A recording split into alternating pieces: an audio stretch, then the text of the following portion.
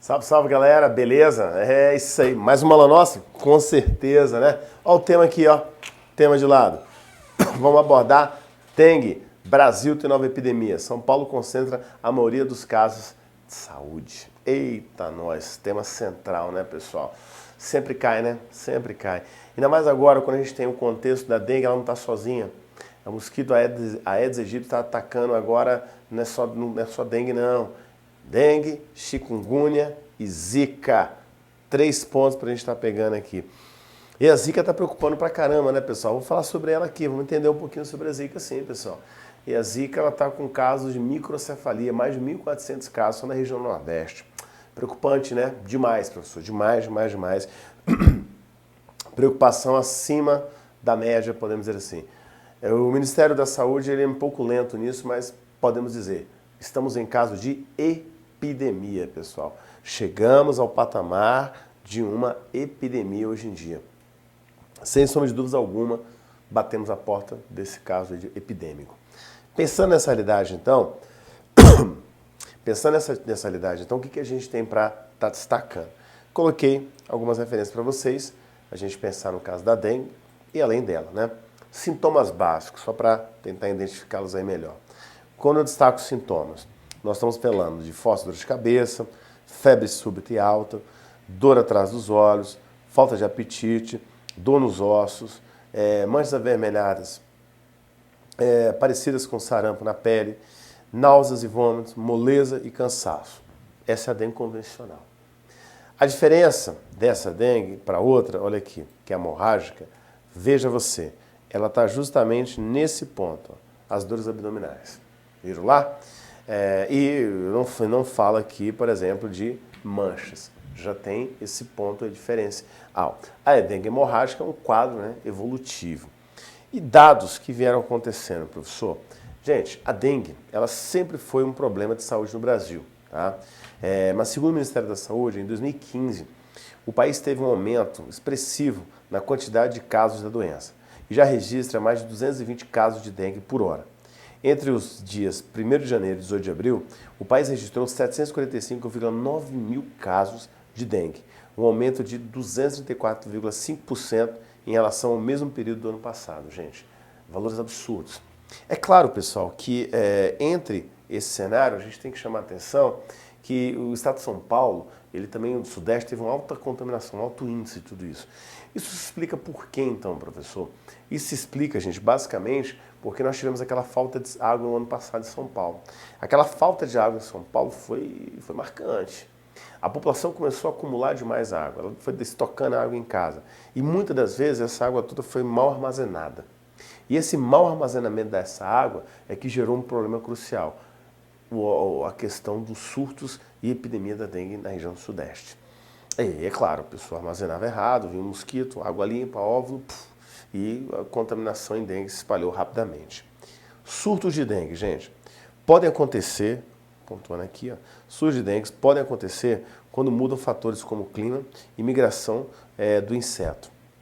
No Brasil, as condições climáticas favorecem a circulação do mosquito em praticamente todos os estados, com calor e umidade alta. O Aedes aegypti se reproduz mais e, por isso, sua presença é comum em países tropicais. A gente não tem, por exemplo, isso em grande evidência até mesmo no sul do Brasil. Quando sair fora do Brasil, o sul você tem uma incidência bem menor.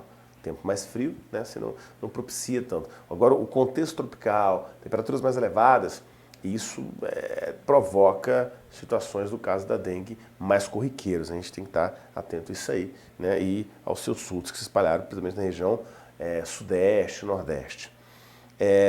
Por ocorrer em diferentes localidades do país, a dengue ela é considerada uma epidemia. Segundo a OMS, a Organização Mundial de Saúde, uma situação é considerada epidêmica a partir de 300 casos e nós já visualizamos muito mais de 300 casos.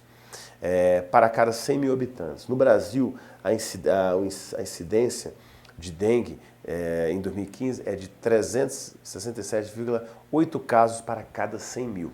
Epidemia total. Apesar disso, se comparando com 2013, o índice é 48,6% menor. Mas aí tem um detalhe, né, pessoal? Em 2013, gente, o que eu tinha? eu tinha uma outra realidade, bem menor. Esse número subiu assustadoramente. De acordo com o Ministério da Saúde, a região sudeste apresenta a maior incidência de dengue do país, seguida das regiões centro-oeste, nordeste, sul e norte. Detalhe também em cima disso, né? Por isso que a gente aponta aqui, ó, essas regiões onde você passa a ter o quê? Essa maior incidência, tá vendo?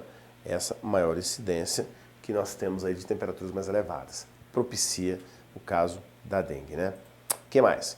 O estado de São Paulo, gente, concentra 55% dos casos e lidera o ranking por cidade. Nele, o número de casos chega a 257.809, 633% superior ao registrado em 2014. Durante o período, segundo a Secretaria de Saúde de São Paulo, cerca de 2/3 de todos os casos de dengue neste ano estão concentrados em apenas 30 municípios paulistas, entre eles a capital. De novo, lembra o caso que nós falamos do acúmulo de água? Exatamente aí. Então isso gera esse acúmulo todo que propicia, né, digamos assim, um aspecto maior, né, da contaminação. Além de São Paulo, as capitais de Florianópolis, Santa Catarina, Goiânia, Goiás, Palmas, Rio Branco, Recife e Natal também estão no grupo epidêmico. Pô, sou Floripa, porque Floripa é intermediário, você não tem temperaturas tão baixas assim e mesmo assim você ainda tem um contexto da epidemia chegando por lá. E a gente lembra que às vezes o tratamento é muito simples em alguns casos, como eu me refiro como água empoçada, gente. Água empoçada são contextos que a gente tem que lembrar que a população tem que limpar os seus terrenos. O Estado tem que estar acompanhando o tempo todo, mas nem sempre dá para o Estado estar acompanhando. A população tem que ter consciência disso também, de mudança, dessa alteração toda. Lembramos isso aí também. O que mais? A dengue é transmitida pelo mosquito Aedes aegypti, certo? Não esqueçam disso pelo seguinte aspecto, gente, ó. Aqui. Porque não só a dengue, como vamos falar da chikungunya, que também o é, tá? A picada do pernilongo acontece pelas fêmeas, que precisam de sangue para produzir os ovos. Tem esse detalhe. O mosquito deposita os ovos em locais de água limpa, parada, principalmente em zonas urbanas. Lembrando, pessoal, há um estudo hoje que é bem interessante, que ele chama a atenção pra gente do óvulo ali.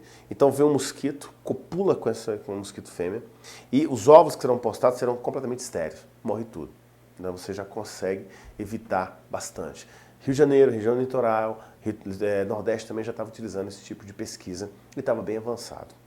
Os sintomas mais comuns da doença são febre alta, com dor de cabeça, dor atrás dos olhos, no corpo e na junta, como falamos há pouco, né? Então esses aqui são os aspectos mais marcantes ali. E mostramos lá naquele desenho com vocês.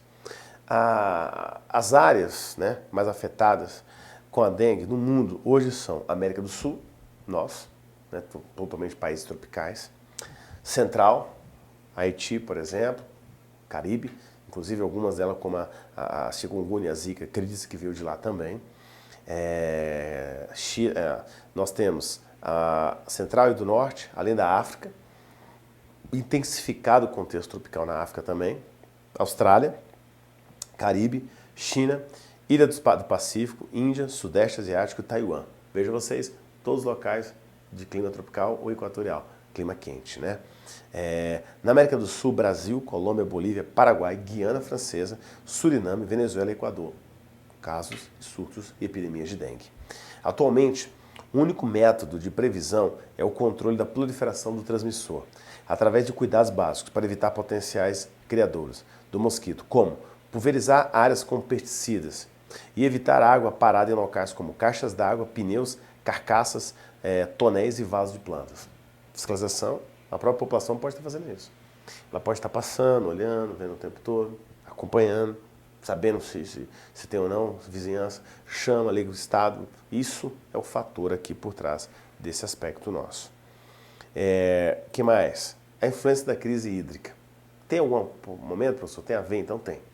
Como isso que eu falei com vocês no primeiro momento. Com a falta de água, o que São Paulo estava fazendo, a população? Armazenando. E essa armazenagem, de forma, muitas vezes, errada. O cara só coloca um paninho aí, coloca uma tampinha ali. Aí você viu o mosquito, tempo mais seco, depositava os óvulos. O que é que eu coloquei aí? Normalmente, o pico de multiplicação da doença ocorre entre os meses de março e abril, período de chuvas e aumento da temperatura no Brasil. Apesar disso, segundo o Ministério da Saúde, a crise hídrica pode estar relacionada ao crescimento das costas, dos casos de dengue em 2015, principalmente no Sudeste. Isso porque em alguns locais as pessoas armazenam água sem proteção. São Paulo, falta de água, casou? Perfeito, é isso que eu quero, porque a banca cobra é de vocês. No estado de São Paulo, que sofre com a falta de água, a população começou a armazenar água da chuva em recipientes que passaram a existir como focos ou criadores de Aedes aegypti. Na cidade de São Paulo, por exemplo, a dengue vem se manifestando sobretudo nos extremos da Zona Norte, que é a área mais penalizada pela falta de água e correspondente a 45% dos casos da doença. Valores elevadíssimos, né, dessa situação e dos casos da doença que nós temos aí também. E valores que foram só, né, subindo ao longo desses anos. O que mais? A Secretaria Municipal da Saúde de São Paulo fez um levantamento das fiscalizações em residências e detectou que houve um aumento de 212% no número de baldes e regadores que armazenavam água de maneira inadequada. Em relação à caixa d'água, o número de reservatórios destampados aumentou aqui, gente, ó, 135%. Armazenagem completamente equivocada. O cara também ele sabia que precisava daquela água, estava sem água, fazer o quê? Né? E ambientes baldios, terrenos sujos, aí o Aedes aegypti estava totalmente propício a parar ali e contaminar e levantar mais e mais mosquitos. Eu fiz um outro paralelo para a gente associar isso aí, que é quando a gente pensa na febre chikungunya. É aquilo que eu falei para vocês lá no primeiro momento. Nós temos o caso do Aedes aegypti, que é o fator comum entre todos eles, né? O Aedes aegypti é aquele que transmite, aquela coisa toda. Pois bem, a chikungunya, ela também caracteriza-se de uma forma bem interessante em cima disso. Da mesma maneira que eu tenho ali, ela também vai transmitindo determinadas situações. O que eu coloquei? Outra preocupação das autoridades é que a proliferação do Aedes aegypti possa aumentar também os casos de febre chikungunya. Conhecida como prima da dengue, a febre chikungunya é transmitida pelo mesmo mosquito, gente.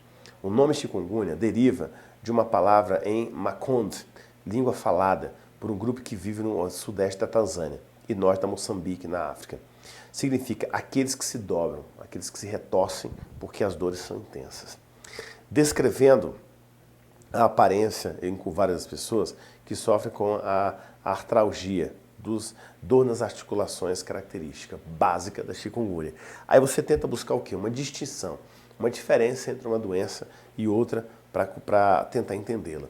Coloquei os sintomas básicos dela aí para vocês estarem vendo comigo. Sintomas, e no máximo 7 dias a contar do momento em que foi infectado, o mosquito começa a transmitir a febre. Não há no organismo humano anticorpos contra a chikungunya. Os sintomas são semelhantes ao da dengue, gente, muito semelhantes. Tratamento, não há medicamento antiviral específico ou vacina para combater a febre. O tratamento é para aliviar os sintomas com o uso de analgésicos e antitérmicos. Natural. Isso, inclusive, a gente pode comparar no ebola. Ebola também. Você tem tratamento endêmico, local, ponto, ali, tá? Prevenção. Eliminar a água parada em recipientes para evitar a reprodução de mosquitos. Isso é fato. A dengue também já estamos tentando fazer isso. E agora com a zika, idem. Sintomas. Dor de cabeça, forte febre, conjuntivite, zika também possui, falta de apetite, erupções na pele, exatamente, onde você sente os machucados. Há casos de complicações neurológicas no coração, nos olhos e gastronômicos também, ou seja, gástricos, intestinais.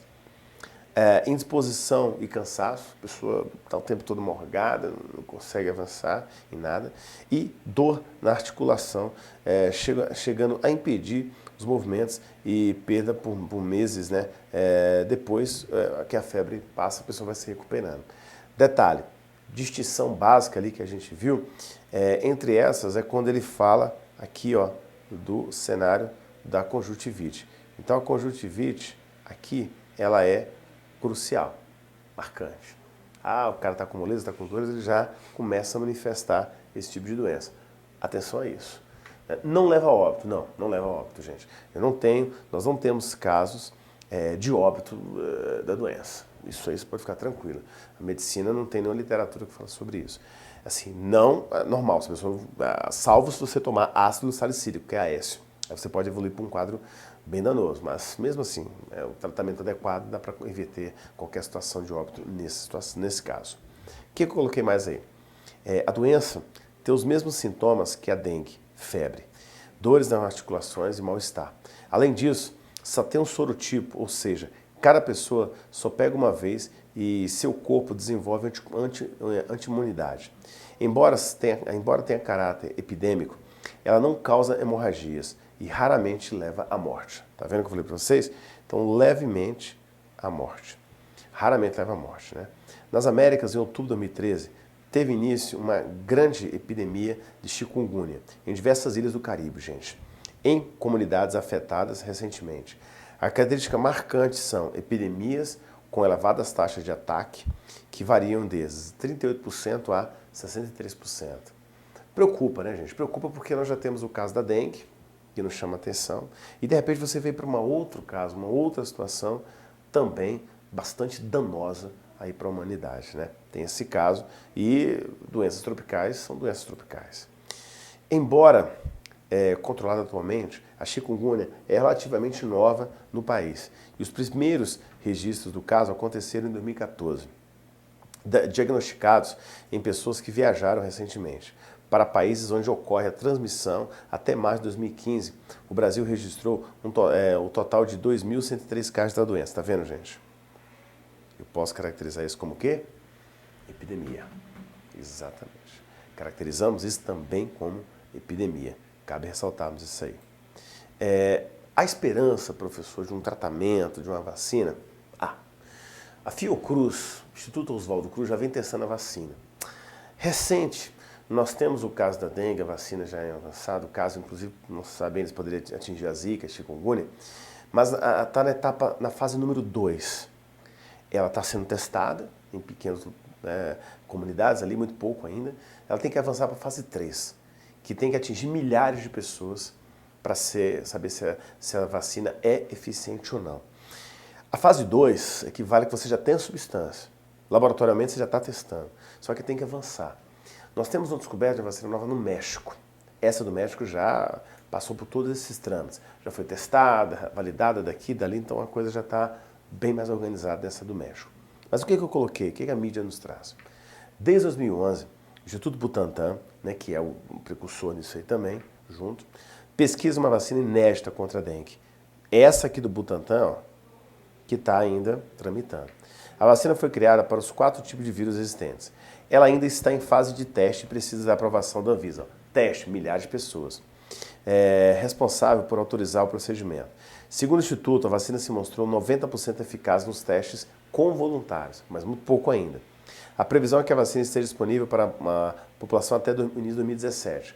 Ou seja, o ano 2016 será o ano de testes em cima de testes, o tempo todo, o ano todo, testando, viabilizando, se é possível ou não que haja, digamos aí, a vacina pode ser utilizada. Mas o teste de 2016 já é um caminho. O que o Brasil deve estar fazendo? Não só o Brasil e países tropicais. Nós devemos estar importando essa vacina do México. Isso é fato. Podemos aguardar esse aspecto aí de importação.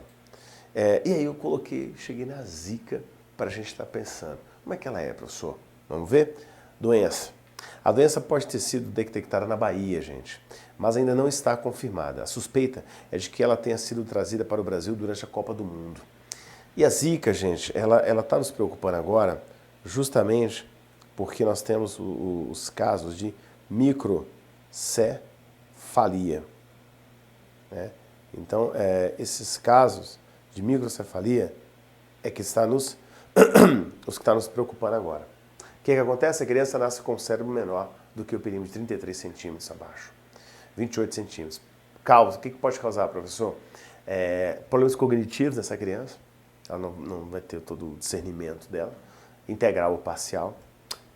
E problemas também no âmbito, gente, motor, né? Físico também. Então, esses casos eles estão em análise da microcefalia. Transmissão, gente, vamos pensar aqui nesse caso da transmissão. Mais uma vez, o Aedes aegypti é o vilão da história, mas o vírus também é transmitido pelo Aedes albopictus e outros tipos de Aedes. Ainda tem essa variação da Zika também, né? E aí onde os especialistas estão tentando reverter e tentar entender se realmente o Zika vírus está sendo responsável pela microcefalia. Dados já apontam de forma bem mais concreta que sim, né, pessoal? As mães tiveram algum contato e esse vírus causando essa epidemia, no caso de microcefalia. Você vê como é que é um efeito colateral, né, gente? Uma doença X atingindo, ou levando a outro rastro epidemiológico. Sintomas. O vírus não é tão forte quanto o da dengue ou da chikungunya. E os pacientes apresentam um quadro alérgico. Os sintomas, porém, são parecidos com os das doenças primas, febre, dores e manchas no corpo. Quem é infectado pelo Zika também pode apresentar diarreia e sinais de conjuntivite. Esse quadro de conjuntivite nós também temos lá no contexto de chikungunya, lembrou? Que ótimo. A turma dos médicos oftalmologistas, eles estão associados a alguma questão já porque as crianças podem nascer com algum problema na visão. É muito incipiente ainda. O próprio Ministério da Saúde não quer alertar nada sobre isso. Eles estão bem pianinhos a esse respeito ali. Tratamento, gente. Assim como as outras viroses, o tratamento consiste em repouso, ingestão de líquidos e remédios que aliviam os sintomas e que não contenham o ácido acetil salicílico, AS, devido ao risco de hemorragia. Então você tem que estar evitando isso. Isso, gente, inclusive engloba a dengue e a chikungunya como um todo, né? Ainda mais quando você tem esses surtos ali, nesse caso a situação do surto da microcefalia, a doença ela começa a ser tratada e colocada em pontos diferentes, né? Já é para alertar realmente a população a respeito disso. Então aí a gente pensa da seguinte maneira, professor, a Zika então, ela passa a preocupar muito mais o Brasil, sim, muito mais, né? E há casos que já estão se espalhando, inclusive no Centro-Oeste. Capital Federal já tinha se detectado até o final do ano de 2015 algo em torno de pelo menos 7 casos.